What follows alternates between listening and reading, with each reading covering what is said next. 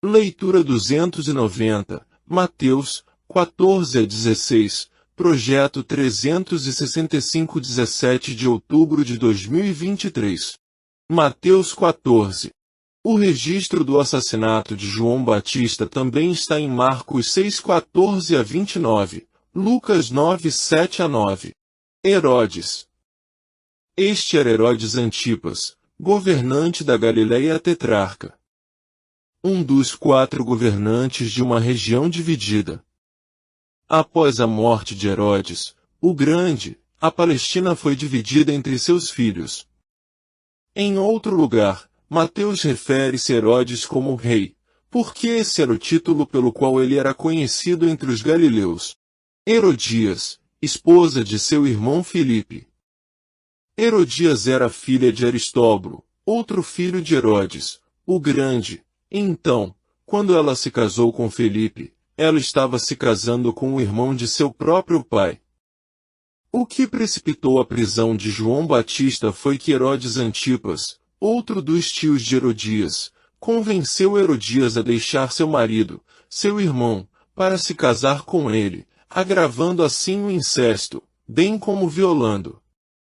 João ficou indignado com o fato de um governante em Israel ter cometido tal pecado abertamente, então ele repreendeu Herodes severamente. Por isso, ele foi preso e posteriormente morto. Salomé, filha de Herodias e Filipe. De acordo com Joséfo, o historiador judeu, ela se casou com outro filho, irmão de seu próprio pai e tio de sua mãe, de Herodes, o Grande, enredando assim ainda mais a teia de incesto naquela família. Por causa dos juramentos.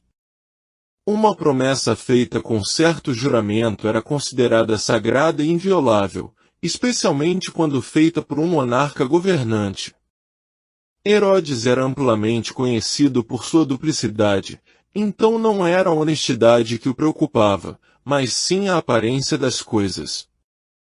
Ele não queria ficar envergonhado na frente de seus convidados. Multidões seguiam-no a pé.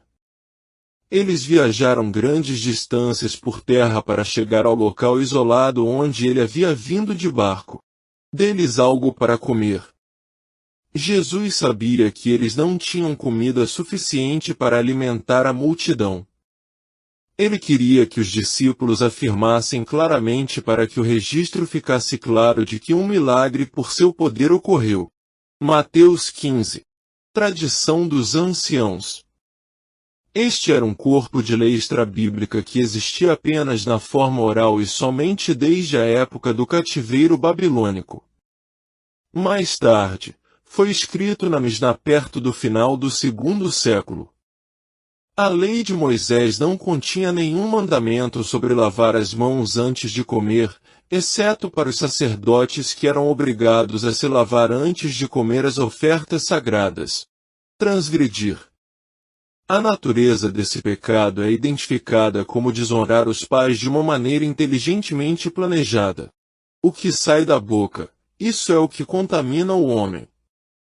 As pessoas podem se contaminar cerimonialmente, sob a antiga aliança, comendo algo impuro, mas se contaminariam moralmente dizendo algo pecaminoso.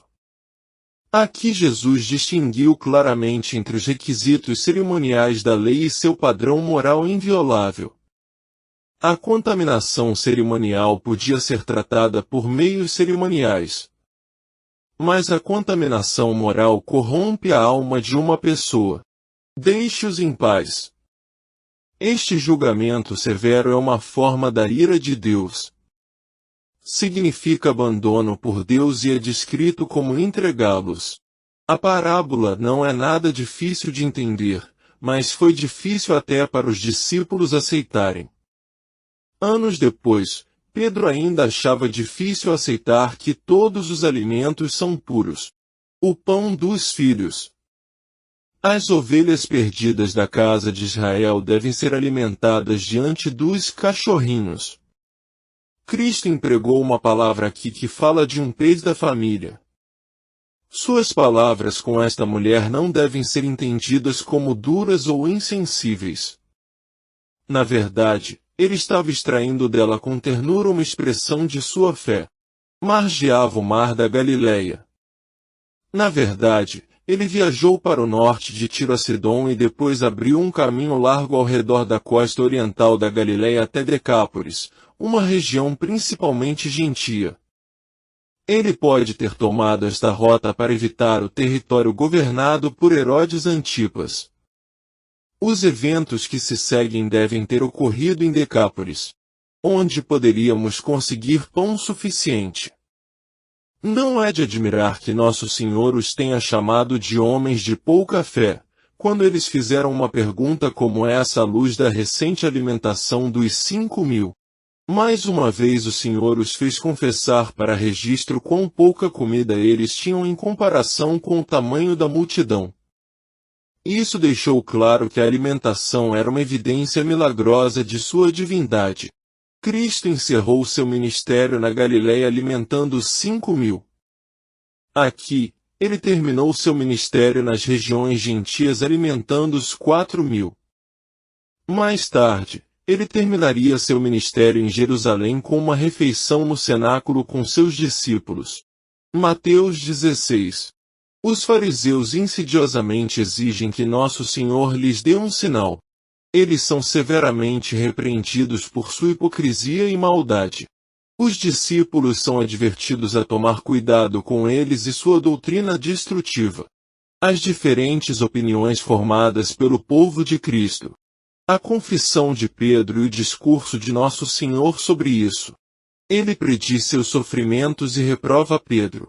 Ensina a necessidade de abnegação e mostra as razões em que se baseia.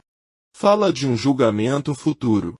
E promete a rápida abertura da glória de seu próprio reino na terra.